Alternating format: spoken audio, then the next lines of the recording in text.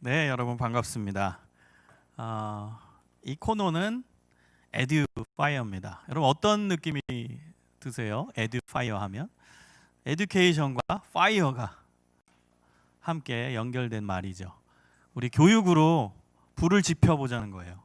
기독교 교육으로 다음 세대의 열정의 불을 한번 지펴보자. 그리고 복음의 불을 지펴보자. 이것이 이 코너의 목표입니다. 그래서 여러분 누구든 참여하실 수 있습니다. 제가 알기로는 목회자분도 많이 보고 계시고 또 교회학교 교사 선생님들도 많이 보고 계시고요. 또 부모님들도 많이 보고 계시는데 다 좋습니다. 여러분은 교육의 사명을 가지고 계신 분들입니다. 목회자만 그 사명이 있는 게 아닙니다. 교사만 그 사명이 있는 게 아닙니다.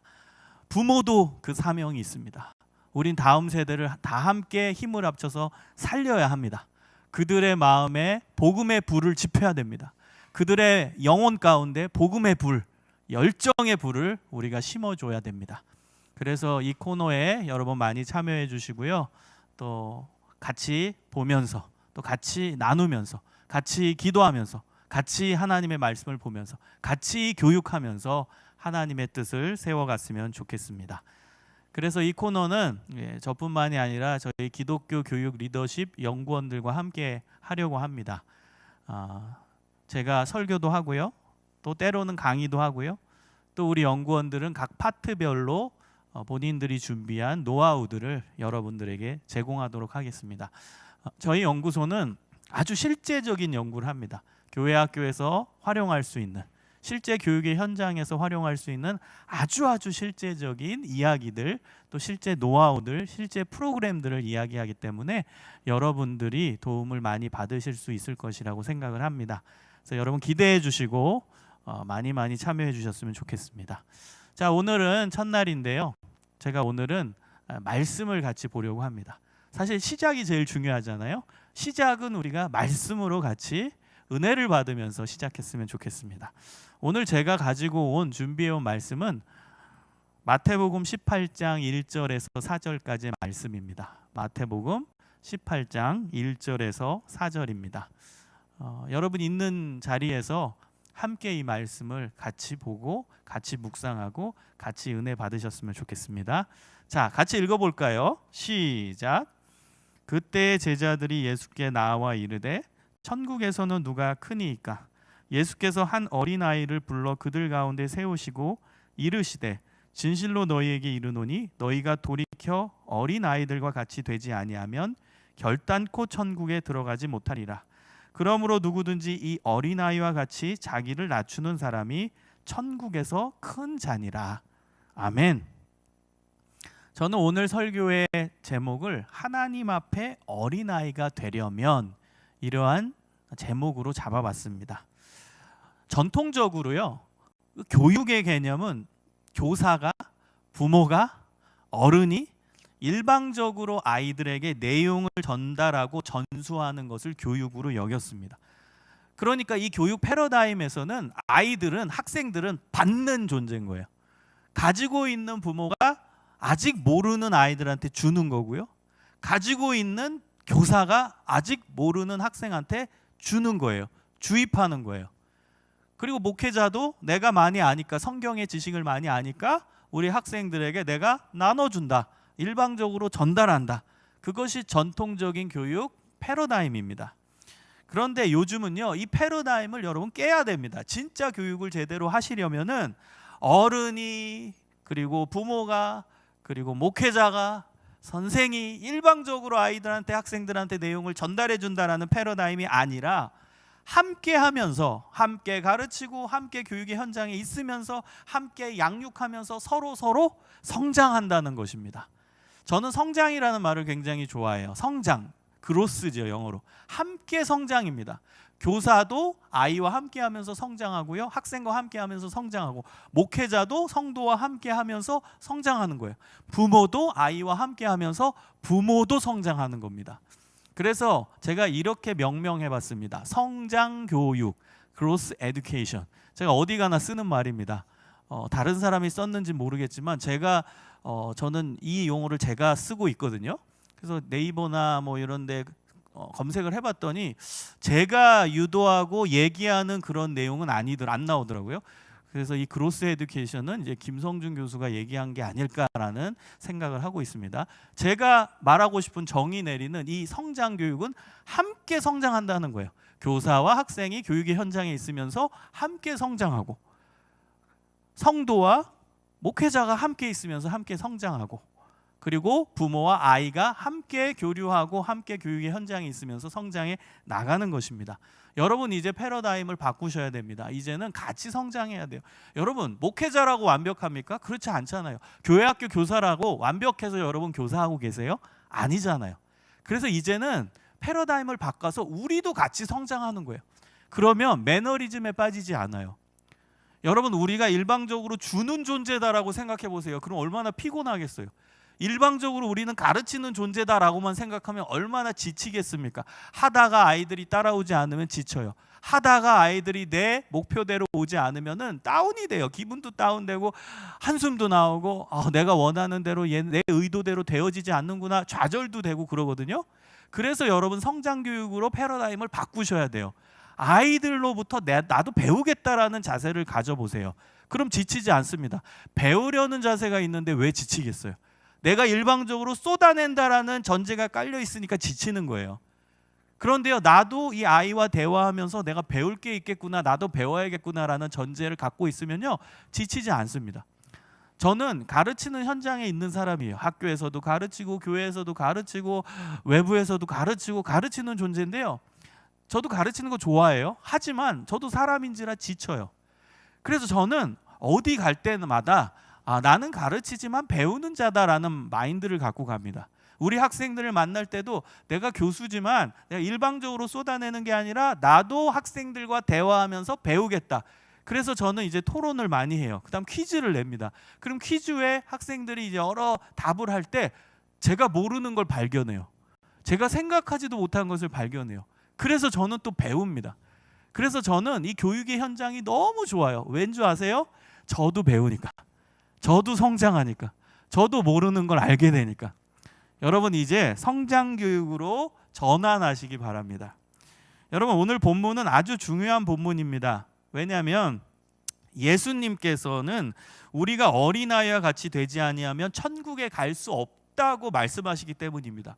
우리가 교회 다니는 이유가 여러 가지 있지만 가장 본질적이고 가장 기본적인 이유는 구원받기 위함이잖아요. 천국 가기 위함이잖아요. 그 내용을 오늘 말씀해 주시는 거예요. 어린아이와 같이 되지 아니하면 천국에 갈 수 없다. 얼마나 중요한 내용입니까? 여러분, 예수님 시대만 해도 어린이들은요, 차별받았던 존재들이에요. 사람 대접을 못 받았어요. 그러나 예수님께서는 그들을 세우셨어요. 그들을 높이셨습니다. 저는 오늘 본문을 보면서 주목해야 되는 단어가 있다고 생각해요. 그 단어가 뭐냐면 돌이켜라는 단어입니다. 돌이켜. 제가 어려운 단어 하나 쓸게요. 이 돌이켜라는 이 단어에 해당하는 헬라어가 스트라페테라는 단어예요. 스트라페테. 이 단어가 뭐냐면 방향 전환입니다. 돌이키다라는 건 방향을 바꾸다. 우리가 교회에서 이제 하는 회개입니다. 회개기도, 회개. 이게 방향 전환입니다. 여러분, 돌이킨다라는 건 방향을 완전히 바꾸는 거예요. 회개라는 것은 방향을 바꾸는 거예요. 가던 방향을 반대로 가는 게 그게 방향 전환이고, 그게 오늘 본문의 돌이켜에 해당하는 의미예요. 그럼 어디서 돌이켜서 어디로 가는 것이죠? 우리 목적지는 다 알아요. 어린아이가 목적지예요. 그럼 지금 현재 상태는 어른인 거예요. 어른 상태에서 변화돼서 어린아이로 가야 된다는 거예요. 어른 상태였던 것을 돌이켜서 방향을 바꿔서 어린아이의 상태로 전환하고 그 목적지로 가야 한다는 것입니다. 그래서 여러분, 우리가 하나님 앞에 어른이 되면 안 된다는 거예요. 우린 하나님 앞에 어린아이가 되어야 한다는 거예요. 그래서 이것이 가장 중요한 오늘 본문의 내용입니다. 우리는 지금 어른 상태구나. 우리는 어린아이가 아니구나. 우리 자신을 돌아볼 필요가 있고요. 그리고 우리가 어린아이의 모습으로 바뀌어야겠는구나. 우리가 하나님 앞에 어린아이의 모습으로, 그것이 성장이에요. 성장해야겠구나. 역설이죠. 여러분, 기독교 신앙은 역설 가운데서 진행됩니다. 어른이 더 좋아 보이고 어른이 더 성장해 보이고 어른이 더 성숙해 보이는데 오늘 본문은 어린아이가 더 성숙한 존재인 거예요. 어린아이가 더 성장한 존재인 거예요. 그래서 우리의 목적지가 어린아이인 거예요. 놀랍죠? 역설이에요, 역설. 자, 그렇다면 우리가 하나님 앞에 어린아이가 되려면 어떻게 되는가? 어떻게 해야 하는가? 이 부분이 우리가 포커스 봐야 할 부분입니다. 하나님 앞에 우리가 어린아이가 되어야 하는데 그러면 어떻게 해야 될까? 한 4가지로 살펴볼게요. 자, 첫 번째는 여러분 인생의 목적이 하나님이 되셔야 됩니다. 여러분의 인생의 목적이 하나님 맞으십니까? 인생의 목적이 뭐예요? 여러분 인생은 목적 싸움입니다. 내 목적이 무엇인가? 그 목적이 내 인생을 결정하는 거예요. 내 인생의 방향을 결정하는 거예요. 그래서 목적이 가장 중요해요. 여러분의 인생의 목적은 무엇입니까? 지금 이 설교를 듣고 계신 분들 한 10초간 생각해 보세요. 내 인생의 목적이 뭐지? 내 인생의 목적? 나는 뭐 보고 가고 있지? 어떤 목적지를 향해 달려가고 있지? 여러분, 이 목적에 대한 고민과 성찰은 많이 하셔야 돼요. 인생의 생각 중에, 인생의 고민 중에 가장 중요한 생각과 고민이기 때문입니다. 여러분, 우리 인생의 목적은 하나님이 되셔야 돼요. 하나님. 인생의 목적이 하나님이 된 사람의 특징은 뭔지 아세요? 그 특징은 하나님만 의지한다는 거예요. 당연하겠죠? 내 인생의 목적이 하나님이시다. 그럼 그 하나님만 의지하는 거예요. 내 인생의 목적이 하나님이다. 그럼 그 하나님만 따라가는 겁니다. 여러분, 어린아이의 특징을 볼게요. 어린아이의 특징은요, 부모님을 졸졸졸 따라다닙니다. 그리고 부모님을 전적으로 의지합니다. 그게 어린아이의 특징입니다. 어린아이는 엄마 아빠가 없으면 단 하루, 아니 단 몇 시간, 단 몇 분도 살 수 없어요. 갓난아기는 단 몇 분도 못 살아요. 울다가 엄마가 계속 안 나타나. 계속 울고 있는데 엄마 아빠가 안 나타나. 그럼 걔 실신합니다. 살 수 없어요. 그래서요, 아이 옆에는 항상 엄마 아빠가 있는 거예요. 엄마 아빠 없이는 아이는 살 수가 없습니다. 배고파도 울어요. 배가 불러도 울어요. 졸려도 울어요. 졸립지 않아도 울어요. 재미없어도 울어요. 재미있어도 울어요. 놀고 싶어도 울어요. 놀아줘도 울어요. 여러분, 운다는 건 뭐예요? 엄마 아빠를 찾는 거예요. 엄마 아빠 어디 있어요? 나 지금 놀고 싶어요. 우는 거예요. 또 놀다가도 이런 걸로 바꿔주세요. 재밌는 놀이로 바꿔주세요. 엄마 아빠 지금 하는 놀이가 재미없어요. 그럼 또 우는 거예요. 운다라는 건 엄마 아빠를 지금 찾는 겁니다. 나 지금 도와주세요. 나 지금 힘이 없어요. 나 지금 아무것도 할 수 없어요. 그러니까 도와주세요. 엄마 아빠 내 옆에 있어줘요. 엄마 아빠 나 엄마 아빠밖에 없어요. 엄마 아빠 의지해야만 난 살 수 있으니까 나 좀 도와주세요. 그게 운다라는 의미예요. 여러분, 마태복음 5장 3절에 보면 예수님께서 8복을 말씀하시거든요. 8가지 복. 그 중에 첫 번째 복이 나옵니다. 그 첫 번째 복이 심령이 가난한 자는 복이 있나니 천국이 그들의 것이며. 천국이 그들의 것이며. 여러분, 오늘 본문과 일맥상통하지 않나요? 심령이 가난한 자는 복이 있나니 천국이 그들의 것이며. 오늘 본문도 천국에 대한 이야기를 말씀하셨죠. 어린아이가 돼야 천국에 간다. 그런데 마태복음 5장 3절 8복 첫 번째도 가난한 자는 복이 있나니 천국이 그들의 것이며. 가난해야 천국에 간다, 이런 메시지거든요. 그럼 그 가난의 의미가 뭐냐를 또 한번 볼게요. 자꾸 헬라어를 써서 죄송합니다. 성경 본문을 정확하게 이해하려면 중요한 내용에 대해서는 원어를 봐야 되거든요. 여러분, 가난하다라는 이 단어, 한국말은 하나밖에 없지만 헬라어는 크게 2가지가 있습니다. 첫 번째 단어는 뭐냐면 푸토코스라는 헬라어가 있고요. 두 번째는 페네스라는 헬라어 단어가 있습니다. 이게 둘 다 가난하다의 의미예요. 근데 조금 달라요. 푸토코스라는 이 단어에서 이 가난함의 레벨은 아무것도 없는 거예요. 아무것도, 정말 아무것도 없어서 자기 혼자 힘으로는 절대 살아갈 수 없는 극빈자의 상태가 푸토코스입니다. 그러니까 이 상태는요, 누군가가 먹을 것을 줘야 먹고선 살 수 있어요. 누군가가 나한테 옷을 입혀줘야지 그 옷을 입고 살 수가 있어요. 누군가가 와서 여기 주무세요, 여기서 주무시면 됩니다라고 안내를 해줘야 잘 공간이 마련되는, 아무것도 없는 상태, 그것이 푸토코스의 가난함입니다. 자, 그 다음 페네스라는 단어가 있는데, 페네스라는 이 단어의 가난함은 푸토코스보다 훨씬 나은 거예요. 하루 벌어서 하루 먹고 살 수 있는 정도의 가난함이에요. 그러니까 뭐 그 돈을 모아가지고 뭐 집도 사고 그 정도 재력이 있는 건 아니고요. 그냥 근근히 오늘 하루 돈을 벌어서 그거 먹고 살면 이제 끝나는 그 가난한 상태죠. 그냥 오늘 벌어서 오늘 먹고 그 다음 남는 건 한 개도 없고 근근히 그것도 먹고 싶은 걸 다 먹을 수는 없고 아주 최소한의 것만 먹고 살 수 있는 정도, 그 가난함이 바로 페네스입니다. 여러분 퀴즈를 드릴게요. 퀴즈. 그러면 마태복음 5장 3절에 가난함의 그 가난함은 푸토코스일까요? 페네스일까요? 여러분 똑똑하니까 맞춰보세요. 둘 중에 뭘까요? 뭘까요? 네, 시간이 없으니까 그냥 제가 답을 내릴게요. 자, 답은 푸토코스입니다. 푸토코스. 제가 푸토코스가 뭐라고 그랬죠? 누군가가 도와줘야만 살 수 있는 존재, 그 가난함이 아무것도 없는 상태예요. 여러분 이제 이해가 되시나요? 우리가 하나님과의 관계에서 푸토코스의 가난함의 상태가 되어야 한대요. 아무것도 없습니다. 하나님, 저는 아무것도 할 수 없습니다. 하나님이 도와주지 않으면 저는 단 1분도 살 수 없습니다. 우리 찬양 중에 있죠? 단 하루도 살 수 없네. Can't live a day without you. 그렇죠? 하나님 없이는 전 단 하루도 살 수 없습니다. 이 상태가 푸토코스의 상태인 거예요. 전 아무것도 아닙니다. 전 하나님 없이는 못 삽니다. 하나님이 저 도와주셔야만 살아갈 수 있는 존재입니다. 이것이 푸토코스의 상태입니다. 그게 가난한 자입니다. 그래서 하나님과의 관계에서 우리는 가난해야 돼요. 오늘 본문과 연결하면 일맥상통하죠. 어린아이의 상태인 거예요. 엄마 아빠 없으면 못 삽니다. 엄마 아빠가 있어야 살 수 있습니다. 엄마 아빠가 없으면 저는 단 하루도 단 5분도 살 수 없습니다. 그 어린아이의 상태인 거예요. 여러분 저는 어린 시절에 엄마를 졸졸졸졸졸 따라다니던 마마보이였어요. 제가 어린 시절에는 저희 집이 이제 할머니 할아버지 함께 살았어요. 근데 할머니 할아버지는 굉장히 엄격하신 분이었거든요. 근데 제가 항상 엄마 치맛자락을 붙잡고 살았어요. 엄마가 식당에 가면 거기 따라가고, 엄마가 마루에 가면 거기 따라가고, 엄마가 방에 가면 또 치마 붙들고 따라가고, 심지어 엄마 화장실 갈 때도 치마 붙들고 막 따라다니고. 그래서 저희 할머니로부터 많이 혼났던 기억이 납니다.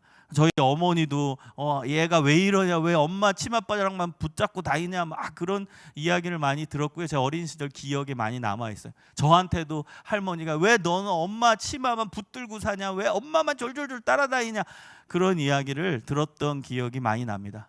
지금은 아니니까 여러분 걱정하지 마세요. 지금은 마마보이 아니니까요. 걱정하지 마시고요. 그땐 그랬어요. 저 어린 시절에는 엄마가 제 인생의 전부였던 거예요. 엄마가 옆에 없으면 불안하고, 엄마 옆에 졸졸졸 따라다녀야 살 수 있고, 엄마가 없으면은 왠지 아무것도 할 수 없을 것 같고, 그러한 상태. 그게 어린아이의 상태인 것이죠. 여러분 인생의 목적이 하나님이 안 되는 사람은 그럼 어떻게 살까요? 반대로 인생의 목적이 하나님이 아니야. 그 사람들은 어떻게 살아갈까요? 놀랍게도요, 그 사람들도 의지할 것들을 바라보고 의지하고 삽니다. 여러분 하나님을 안 믿는 사람도요, 자기 믿음의 대상은 다 있어요. 이 세상 사람들은 다 자기가 믿는 대상이 있다고요. 하나님 안 믿는 사람은 다른 거 믿어요. 내가 가진 돈이 많은 사람은 돈을 믿어요. 그 돈을 의지합니다. 명예를 의지합니다. 난 명예가 있어. 그거 믿고 사는 거예요. 그리고 어떤 사람은 학력이 높아요. 뭐 좋은 학교 나왔어요. 뭐 공부도 많이 했어요. 그거 가지고선 나는 이거 있으니까 살 수 있다. 그거 믿고 의지하고 살아가는 거예요. 어떤 사람은 삶의 경험이 너무 많아. 여기도 살아봤고 외국에도 살아봤고 그다음에 요거 일도 해봤고 저 일도 해봤고, 그 삶의 경험이 하나의 의지할 대상인 거예요. 여러분 하나님을 이제 믿는 사람들 중에서도 이런 사람들이 있는 게 문제인 거죠. 하나님을 믿으면서도 다른 것을 의지하는 사람, 이 사람들은 굉장히 무서운 사람입니다. 왜냐하면 이런 사람들은 돈, 명예, 권력, 내 경험, 세상적인 것들이 삶의 목적이 되고 하나님이 수단이 될 수가 있는 겁니다. 무슨 얘기냐? 내 돈 벌기 위해서 하나님을 이용하는 거예요. 아주 극단적인 예를 들면 돈 벌기 위해 기도하는 거예요. 돈 벌기 위해서 하나님을 믿는 거예요. 하나님 돈 주세요. 저 지금 돈이 필요해요. 그럼 하나님이 내가 돈이 목적이고 하나님이 수단이 되는 거예요. 하나님, 저는 좀 명예를 얻어야 됩니다. 명예가 삶의 목적이고 그 명예를 얻기 위해서 하나님을 수단화하는 그런 무서운 일을 범하게 된다는 거예요. 우리가 인지하든 인지하지 못하든. 여러분, 이게 신앙입니까? 여러분, 이걸 어려운 용어로 기복주의 신앙이라고 그래요. 기복주의 신앙. 내가 복 받기 위해 하나님을 믿는, 복이 목적인 거예요. 삶의 목적. 돈 버는 게 목적이고 그걸 위해 하나님을 이용하는 거예요. 명예가 목적이고 그걸 위해 하나님을 이용하는, 복 받기 위해 하나님을 믿는, 굉장히 무서운 신앙입니다. 잘못된 신앙이에요. 그러나 반면에 천국 백성은 하나님 자체가 신앙의 목적이고 하나님 자체가 내 삶의 목적인 것입니다. 아멘. 여러분, 이러한 천국 백성은 기복주의 신앙인과 반대입니다. 하나님께서 인생의 목적이 되시고 반면에 세상적인 것들이 수단이 됩니다. 이러한 신앙인들은요, 자신이 가진 돈, 명예, 권력, 건강, 인생의 경험, 이것을 하나님의 일을 위한 수단으로, 도구로 사용합니다. 하나님의 영광을 위해서 내 돈을 쓰는 거예요. 하나님의 영광을 위해서 내 건강을 쓰는 거예요. 하나님의 영광을 위해서 내 재능을 사용하는 거예요. 하나님의 영광을 위해서 내 학벌을 사용하는 거예요. 반대지요. 아까 제가 얘기한 것과. 이게 건강한 신앙인이에요. 하나님이 목적이 되고 내가 가진 것을 그 목적을 위한 도구로 사용하는 거예요. 바울을 보세요. 바울도 그랬잖아요. 하나님 믿고 하나님이 목적이 되니까 그가 가진 모든 거, 학벌부터 로마 시민권부터 전부 다 하나님의 일을 위해 쓰게 되는 것입니다. 여러분, 이러한 놀라운 하나님의 사람들 되시기를 소망합니다. 진정한 회개는 하나님 믿기 전에 목적이라고 생각했던 것들을 다 하나님의 영광을 위한 수단으로 바꾸는 거예요. 하나님 믿기 전에 목적이라고 생각했던 돈, 명예, 경험 등등, 이것을 하나님 믿고 나서는 하나님이 목적 위치에 있는 거고 하나님이 목적 되시는 거고, 나머지 것들, 옛날의 목적이라고 생각한 것들을 하나님의 영광과 하나님의 일을 위한 수단과 도구로 바꾸는 거예요. 저는 이것을 회개로 봅니다. 진정한 삶의 회개. 이러한 회개의 역사가 일어나길 소망합니다. 자, 두 번째입니다. 자, 두 번째는 어린아이는요, 겸손하죠. 그래서 하나님과의 관계에서 우리가 어린아이가 된다. 이건 무슨 뜻이에요? 하나님 앞에, 사람 앞에 겸손한 것입니다. 여러분, 사실 오늘 본문의 배경은요, 어떤 배경에서 나왔냐면 제자들이 서로 누가 크냐 싸우는 중에 나온 말씀입니다. 네가 높냐, 내가 높냐, 내가 높냐, 네가 높냐, 네가 높냐, 내가 높냐, 이거 갖고 막 싸웠어요. 자, 심지어는 마태복음 20장 20절에서 21절을 보면 예수님 제자의 이제 어머니가 와서 예수님께 청탁을 해요. 자기 아들 높이 세워달라고. 제가 읽어드릴게요. 그때의 세베대의 아들의 어머니가 그 아들들을 데리고 예수께 와서 절하며 무엇을 구하니? 예수께서 이르시되 무엇을 원하느냐? 이르되 나의 이 두 아들을 주의 나라에서 하나는 주의 우편에 하나는 주의 좌편에 앉게 명하소서. 뭐예요? 이거 청탁 아닌가요? 청탁? 제자의 엄마가 와가지고 예수님한테 우리 아들 좀 이렇게 세워주세요 이거예요. 좀 잘 좀 봐주세요 이거예요. 제자들의 머릿속에는 서로 자신들이 높아지길 원했어요. 예수님 오른쪽에, 예수님 왼쪽에, 내가 앉아야지. 이거 가지고 서로 싸웠습니다. 그리고 엄마가 와가지고 청탁까지 하는 그런 분위기였어요. 여러분, 야고보서 4장 10절에 보면 이렇게 나옵니다. 주 앞에서 낮추라. 그리하면 주께서 너희를 높이시리라. 여러분, 낮추면 높아지는 곳이 바로 하나님의 나라입니다. 낮추면 하나님이 높이시는 거예요. 낮아지는 자가, 겸손한 자가 하나님의 사람이에요. 그 사람을 하나님이 높이시는 거예요. 여러분, 오늘 본문을 다시 보세요. 오늘 본문에서 예수님은 4절에 이렇게 말씀하십니다.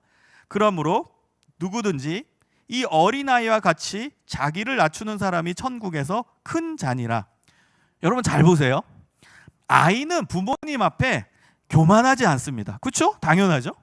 아이는 부모님 앞에서 돈 자랑할 수 있어요? 그런 아이 봤어요? 귀엽게 하는 거 말고요. 진지하게. 자기가 돈 있다고 엄마 아빠 앞에서 막 돈 자랑하는 애 봤어요? 아이가 부모님 앞에 나는 왜 이렇게 똑똑해? 야, 나는 너무 똑똑하다. 왜 이렇게 나는 똑똑한 거야? 미치겠네. 막 너무 똑똑해서 이런 애 봤어요? 여러분, 그렇게 할 수 없어요. 왜 그럴까요? 왜 그렇죠? 왜 아이는 부모님 앞에 겸손할 수밖에 없는 걸까요? 그 답은 아이가 가지고 있는 모든 것이 사실은 부모님으로부터 온 것이기 때문입니다. 맞죠? 아이가 가진 돈, 부모님이 용돈으로 주신 거예요. 그래서 입게 된 거예요.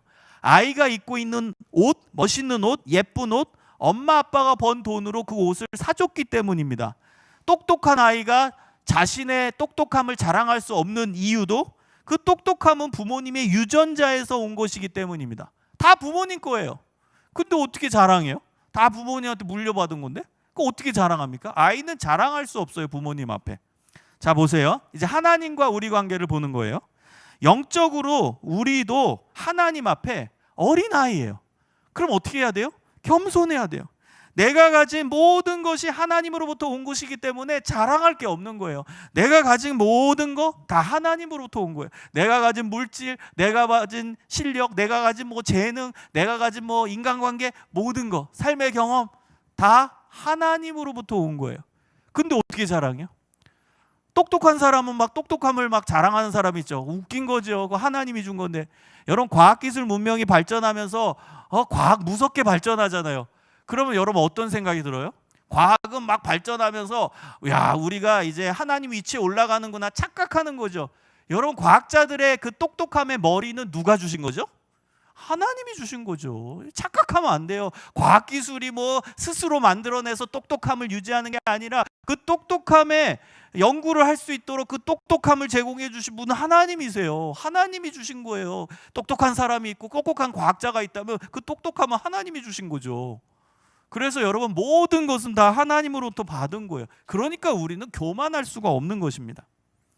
자, 그런데요, 우리가 이제 태초에 범죄를 저지르잖아요. 여러분, 창세기 아시죠? 3장에 아담과 하와가 이제 선악과를 먹는 그 장면 아시죠? 선악과를 따먹은 그 원죄 이후에 우리의 본성에 무섭게 자리 잡은 것이 바로 뭐예요? 교만함이에요. 그래서 여러분, 교만하면 우리가 평생의 과제로 치열하게 싸워야 돼요. 교만함은 정말로 힘들어요. 이 교만함의 본성이 우리 안에 자리 잡고 있기 때문에 이것을 매일매일 부단하게 제거하기 위해 노력을 해야 돼요. 부단히 싸워야 돼요. 그렇게 쉬운 문제가 아닙니다. 머리로는 아는데 여기 우리 안에서, 우리 내면에서 이 교만함이 사라지지가 않아요. 그런데 제가 교만이라는 것을 좀 진지하게 생각해보고 성찰해 봤더니 우리가 가지고 있는 많은 것 때문에 교만해지는 게 아니더라고요. 우리 모두는 전 교만하다고 생각해요. 저 포함해서. 저도 교만합니다. 여러분 다 교만해요. 왜 그런 줄 아세요? 우리가 가진 많은 걸 갖고 교만해지고 많은 거 가진 사람들이 교만한 게 아니라 우리가 가지고 있는 딱 한 가지 가지고 교만해지더라는 거예요. 여러분 잘 생각해 보세요. 우리가 가지고 있는 그 한 가지 때문에 우린 교만해져요. 자, 돈이 있는 사람은 다른 거 없어도 그 돈 하나 가지고 있다라는 걸로 교만해지는 거예요. 아무것도 없는데 좋은 학교 나왔어. 그럼 그 좋은 학교 나온 그 학벌 한 가지 때문에 교만해지는 거예요. 나는 삶의 경험이 많어. 다른 건 없어. 근데 그거 하나 가지고 교만해져요. 심지어는요, 엄마들 사이에서 우리 아이가 공부 잘한다. 이거 하나 갖고 이제 엄마들 사이에서 이제 올라가는 거죠. 그거 갖고 이제 자랑하는 그거 한 가지. 여러분, 우린 다 교만해요. 왜? 우린 한 가지는 있거든요. 여러분 생각해 보세요. 여러분이 가지고 있는 거 분명히 한 가지는 있어요. 우린 그거 가지고 교만해져요. 외모가 좋은 사람은 다른 거 없어도 그 외모 좋은 거 한 가지 가지고 고개가 탁탁 들어 올라가는 거예요. 여러분이 가지고 있는 한 가지는 무엇입니까? 여러분이 가지고 있는 그 한 가지. 그 한 가지에 집중하다 보면 마음이 높아지는 것입니다. 그 한 가지에 집중하지 마십시오. 그리고 놀라운 것은, 그리고 우리가 깨달아야 할 것은 그 한 가지도 누가 주셨죠? 하나님이 주신 거예요. 우리 스스로 만들어낸 게 아닙니다. 우리가 잘나가지고 생겨난 게 아닙니다. 하나님이 주신 거예요. 그래서 하나님을 정말 잘 믿는 사람들은 청지기 의식을 갖고 있어야 돼요. 청지기. 청지기는 뭐예요? 주인이 있고 주인이 주신 것을 우린 맡아서 관리하는 관리자인 거예요. 하나님이 우리에게 돈을 많이 맡겼어요. 그럼 내 돈이 아니야. 하나님 겁니다. 그래서 내가 잘 관리해서 주인의 일을 위해, 하나님의 일을 위해 쓰는 거예요. 내가 재능을 많이 받았어요. 그럼 내 게 아닙니다. 하나님이 나한테 재능을 맡겨주신 거지. 그럼 그 재능을 가지고 하나님의 일을 위해, 하나님의 영광을 위해서 쓰는 것이죠. 하나님이 공부 잘할 수 있도록 지혜를 주셨어요. 그래서 좋은 학교 나왔어요. 그럼 내가 똑똑해서가 아니라 하나님이 나한테 맡겨주신 거예요. 그럼 그걸 가지고 하나님의 일을 위해 쓰는 것입니다. 여러분, 모든 것은 다 하나님으로부터 온 겁니다. 근데 내 거라고 착각하는 것은 마치 렌트카를 한번 빌려 타면서 이건 내 차다, 이거와 똑같아요. 여러분, 우린 맡겨진 거예요. 우리에게 주어진 것은 하나님이 맡겨서 우리 잘 관리하려고 그냥 일시적으로 주신 거예요. 그래서 우리는 잘 관리해야 되는 책임이 있고, 그걸 통해서 하나님의 일을 해야 할 책임이 있는 것입니다. 여러분, 영적인 어린아이가 되어야 돼요. 그걸 꼭 기억하십시오. 겸손, 하나님 앞에 겸손, 사람 앞에 겸손. 여러분, 겸손을 잘 분석해 보면요, 겸손은요, 하나님과의 관계와 이웃과의 관계가 연결되어 있어요. 기독교 신앙은요, 수직적으로는 하나님과의 관계, 수평적으로는 사람들과의 관계로 긴밀하게 연결되어 있어요. 무슨 뜻이냐? 여러분, 하나님께 잘하는 사람은 사람한테 잘해요. 기독교 신앙의 두 가지 내용이 하나님 사랑, 이웃 사랑이잖아요. 이게 떨어져 있는 게 아니라 붙어 있어요. 하나님을 사랑하는 사람은 이웃을 사랑해요. 마찬가지예요. 하나님께 겸손한 사람은요, 이웃한테도 겸손합니다. 그 두 개는 연결되어 있어요. 어떤 사람은 내가 하나님 앞에는 겸손하는데, 그런데 사람들한테는 막 갑질하는 사람이 있어요. 그거 진짜 말도 안 되는 일이에요. 그 사람은 하나님 앞에도 겸손한 사람이 아닌 거예요. 하나님 사랑은 이웃 사랑 연결되어 있고, 하나님께 겸손한 사람, 이웃에게 겸손하는 거 연결되어 있습니다. 두 개가 다 같이 가는 거예요. 같이 가는 거. 그래서 여러분, 하나님 앞에 절대적으로 겸손하시고, 사람들 앞에 절대적으로 겸손한 사람이 되어야 하나님 앞에 어린아이가 되는 것입니다. 자, 세 번째입니다. 세 번째는 하나님께서 주실 영적인 복을 찾고 기대하십시오. 그게 아이의 특징이에요. 하나님께서 주실 영적인 복을 찾고 기대해야 합니다.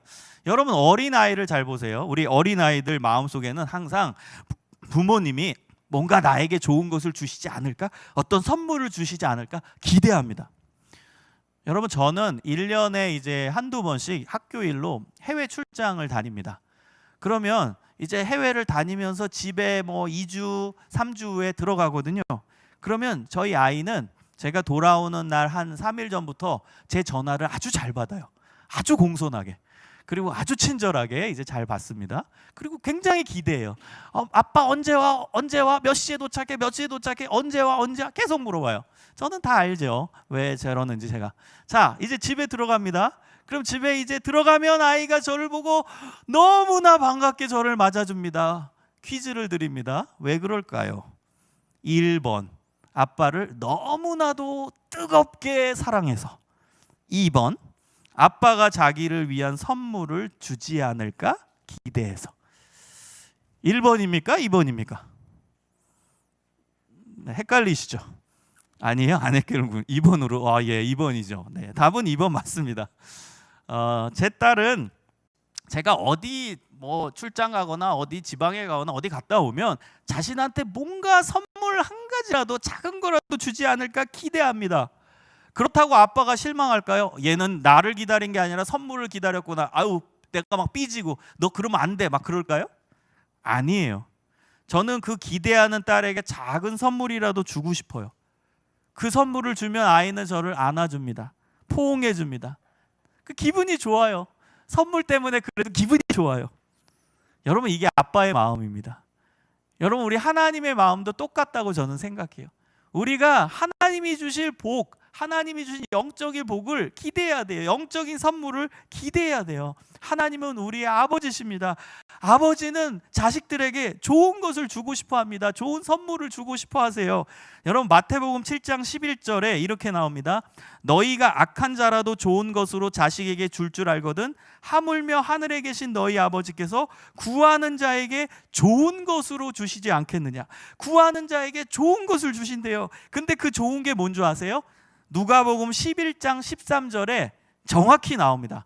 마태복음 7장 11절의 병행 구절이 누가복음 11장 13절이거든요. 그것을 또 한번 읽어드릴게요. 너희가 악할지라도 좋은 것을 자식에게 줄 알거든 하물며 너희 하늘 아버지께서 구하는 자에게 성령을 주시지 않겠느냐. 좋은 것을 성령으로 언급합니다. 성령을 주시겠대. 그게 좋은 거래요. 그게 영적인 복이래요. 여러분, 성령이 우리 안에 있는 거 영적인 복입니다. 얼마나 감사한 일인지 몰라요. 성령님이 내 안에 임하시면 성령의 열매가 맺혀집니다. 갈라디아서 5장 21절 22절에 보면 성령의 열매들이 나오죠. 그 인격입니다. 인격.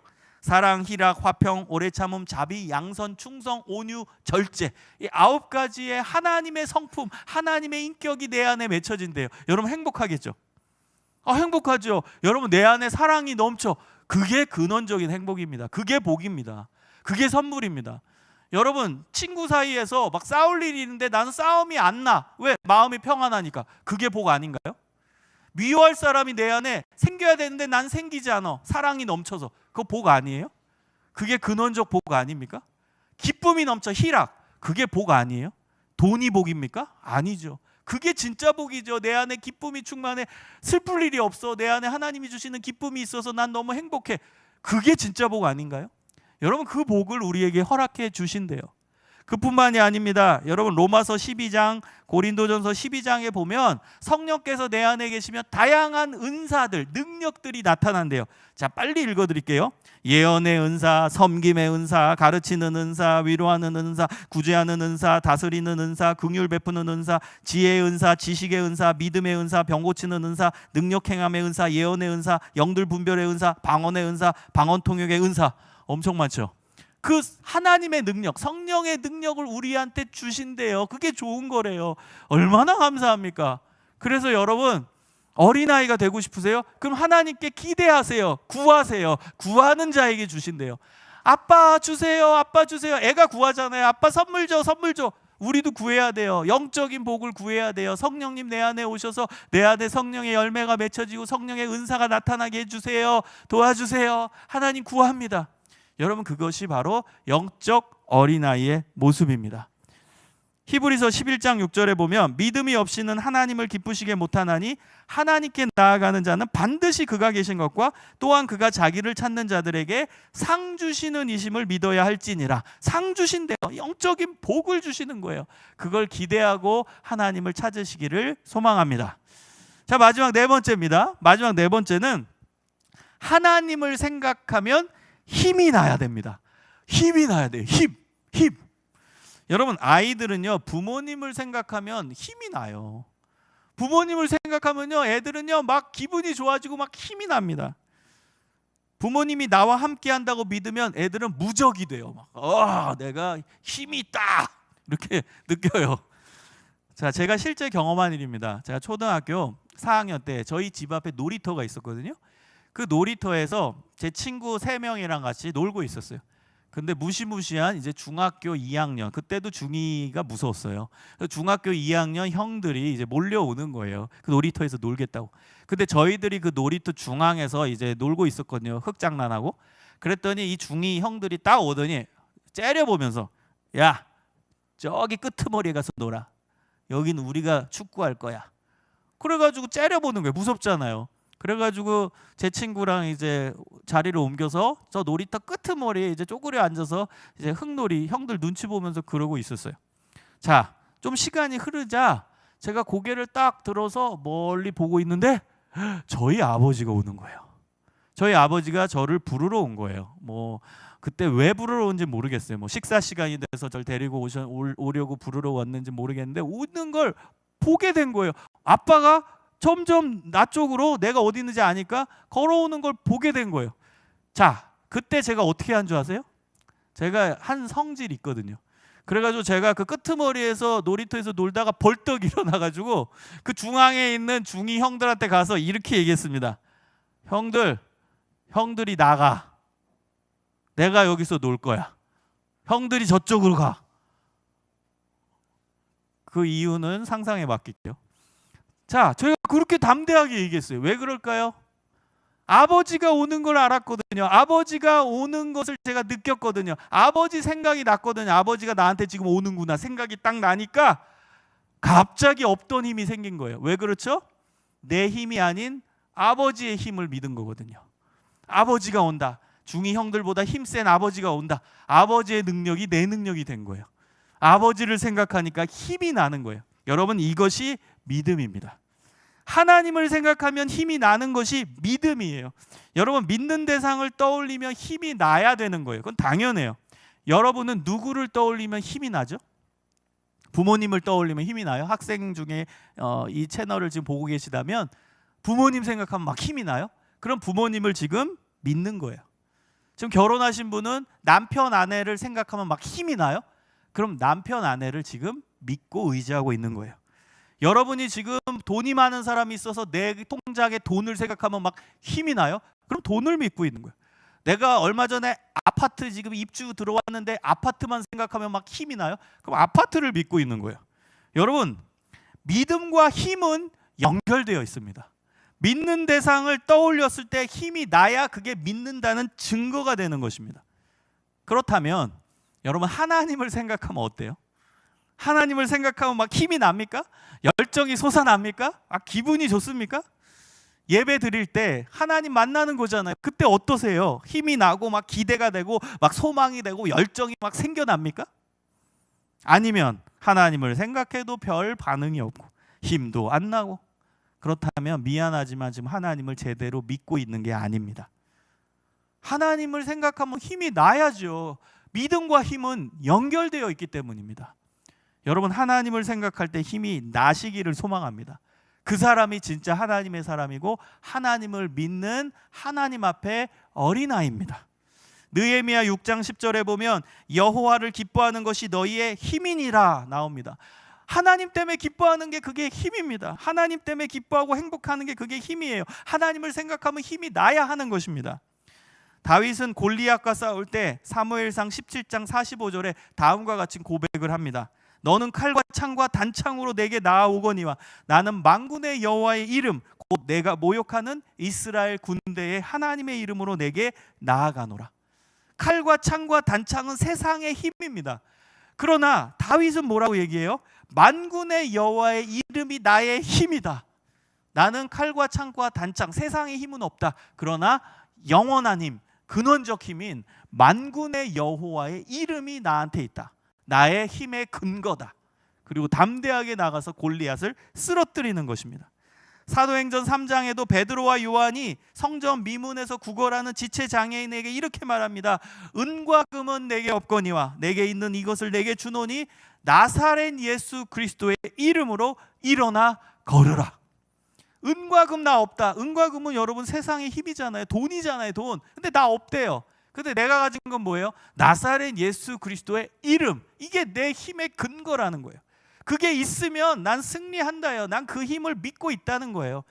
세상의 힘은 내가 없지만 나는 예수님의 이름이라는 엄청난 힘, 가장 근원적인 힘을 갖고 있다는 것입니다. 여러분, 이러한 신앙인이 하나님 기뻐하시는 신앙인이고 하나님 앞에 영적 어린아이의 모습입니다. 여러분, 하나님 빼고 우리가 의지하는 대상 잘 살펴보세요. 다 변합니다. 돈도 한순간에 날아갈 수 있어요. 건강 한순간에 날아갈 수 있어요. 여러분이 하나님 빼고 의지할 만한 대상 잘 보세요. 다 변합니다. 사람도 변해요. 여러분이 믿는 대상, 사람들 다 변합니다. 친구 변합니다. 다 변해요. 유일하게 변하지 않는 분은 하나님이십니다. 그 하나님이 여러분의 실제적인 능력이 되시기를 소망합니다. 하나님만 믿으세요. 하나님이 우리의 힘입니다. 하나님이 우리의 능력입니다. 만군의 여호와의 이름, 나사렛 예수 그리스도의 이름, 그것이 우리가 의지해야 되는 유일한 힘입니다. 사랑하는 여러분, 번개탄 TV를 시작하면서 이 말씀을 처음으로 드리고 싶었어요. 다음 세대 아이들을 보면서 하나님 앞에 우리의 모습을 돌아봤으면 좋겠습니다. 우리가 하나님 앞에 어린아이가 되기를 소망합니다. 다음 세대 교육, 우리의 힘으로, 우리의 지혜로, 우리의 계획으로 하는 게 아닙니다. 전지전능하신 하나님께서 인도하시는 가운데 하나님께서 주시는 능력, 하나님께서 주시는 지혜, 하나님께서 주시는 계획으로 감당하는 것입니다. 여러분, 겸손하게 우리 인생의 목적 대신 하나님만 의지하며 교육의 사명을 온전히 잘 감당하시기를 간절히 소망합니다. 이 믿음을 갖고 우리 달려봅시다. 이 믿음을 갖고 우리 다음 세대를 품읍시다. 이 믿음을 가지고 우리 다음 세대의 마음에, 그들의 신앙에 열정의 불, 성령의 불을 지펴봅시다. 우리 함께 달려봅시다. 함께 기도하겠습니다. 사랑의 하나님, 감사합니다. 우리 다음 세대를 위해 달려가고자 합니다. 하나님만 의지하고 달려가게 하여 주옵소서. 다른 것 의지하지 않고 오직 하나님의 능력, 예수 그리스도의 이름만 붙잡고 믿고 의지하고 달려가게 하여 주옵소서. 저희들과 언제나 함께하여 주시는 예수 그리스도의 이름으로 기도합니다. 아멘.